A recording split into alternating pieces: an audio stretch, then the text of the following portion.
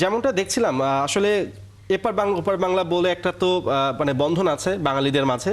So এই বিষয়টা কথা বলতেই হয় যে কলকাতায় মেসি যেভাবে তাকে স্বাগত জানানোর কথা ছিল, যে আয়োজন আমরা দেখতে পেয়েছিলাম, তাকে ঘিরে যে 70 ফুট উঁচু স্ট্যাচু বানানো হয়েছিল, সবটাই মাঠে মারা গেল।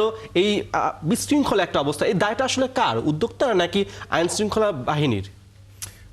ধন্যবাদ পার্থ। আমি আমি পার্সোনালি মনে করি ইটস এ ম্যানেজমেন্ট ফেলিয়ার। একদম মানে প্রথমেই আপনাকে দোষ দিতে হবে যারা এটা আয়োজন করেছেন, তাদের এটা ফেলিয়ার। এর সাথে তো সম্পৃক্ত সবাই, কারণ আইন শৃঙ্খলা বলেন, রাজনৈতিক ব্যক্তিত্ব বলেন, সবাই এটার সাথে জড়িত ছিল। মেসিকে দেখার জন্য চিন্তা করুন, ওই স্টেডিয়ামের ধারণ ক্ষমতা 85,000। আপনাদের রিপোর্টার বলছিলেন যে আনুমানিক 70,000 দর্শক গেছেন।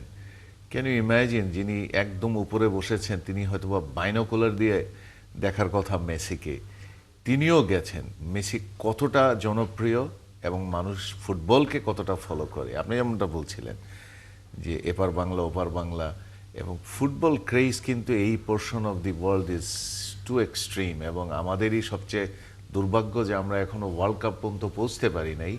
অন্য দেশের তারকাদের নিয়ে মাতামাতি এবং অন্য দেশের তারকাদেরকে দেখার জন্য এক মুহূর্তের জন্য হলেও আমরা কিন্তু উদ্গ্রীব থাকি। এবং যেই টাকার বিনিময়ে ওনারা গেছেন, সেই টাকার বিনিময়ের পরে যখন এরকম উচ্ছৃঙ্খল অবস্থা, ওনারা দেখতেই পারেন নাই 22 মিনিটের ব্যাপার।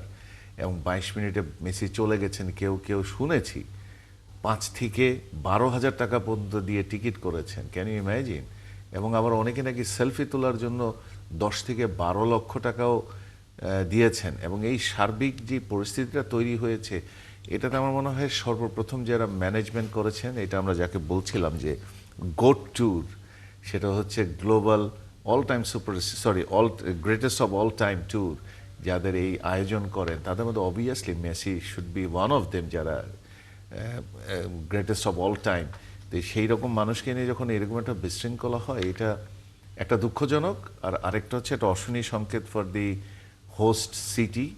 এরপর হয়তোবা এই লেভেলের অনেকে আসতে দ্বিধা করবেন, এবং অনেকেই হয়তোবা এটা নিয়ে পুরা ভারতকেই হয়তোবা কিছুটা হলেও একটু বাজে বক্তব্য মন্তব্য শুনতে হবে।